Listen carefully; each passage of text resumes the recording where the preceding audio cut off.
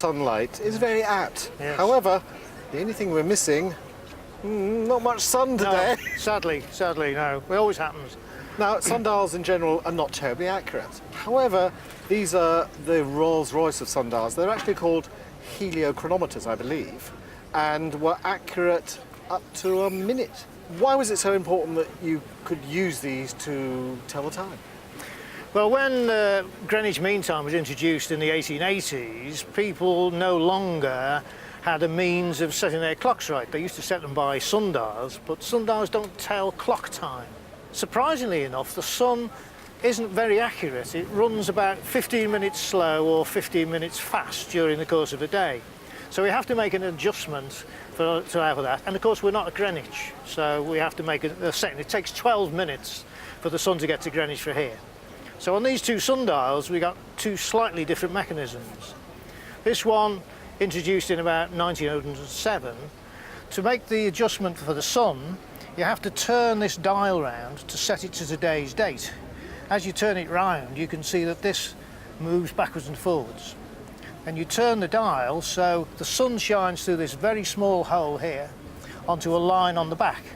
So once you've done that, you read the time directly here. Accurate again to about a minute. Which is so important because one forgets, that normal pocket watch in those days wasn't terribly accurate, so you had to regularly adjust your watches. Yeah. So this was made by a company here, it says Pilkington and Gibbs, Preston, just down the road, and patented around about 1907, and they were made up to the beginning of the First World War, 1914. That's right, yes. By the time the First World War had finished, the need for the sundial really had gone, radio, Well, and then the good old BBC turn on the radio and listen to the pips. Right, yeah. But this one looks slightly different. This one was made right at the end, and this one is fairly unusual. Mr. Gibbs invented this one, Mr. Pilkington invented this one, and this one works on a slightly different principle. You've got two date rings, and what you do is you can move the outer one backwards and forwards, and what you do is you match up the date on the inner one to the date on the outer one, and that's the sun variation one.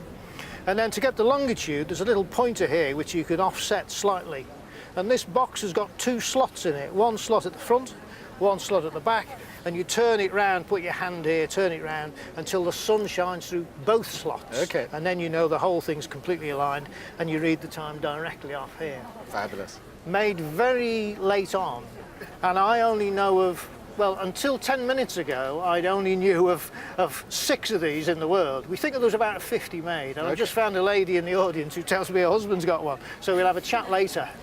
The power of the Antiques Roadshow. Absolutely so, yes. Well, you're obviously extraordinarily knowledgeable about all types of sundial. I noticed on your sweatshirt here, what's that? British Sundial Society, yes. There is a British Sundial Society. You're not a member? Not yet. Oh, well, yeah, good. I just happen to have an application. No. Yes. Okay, let's talk about rarity and values, because this model does turn up irregularly at auction, and if you look at the auction records, they fetch, I don't know, between 800 and maybe £1,000. This example is obviously a lot rarer. In my whole career, I've never seen one turn up, so very, very rare. Can I ask how much it cost you? It cost me $1,000 US, which is what, about £800, I suppose. Well, I think it was a very, very good buy, because I think to buy one today on the open market, you'd be talking about a figure of between £3,000 and £3,500. Oh, good. Oh, good. I love you. Thank you very much.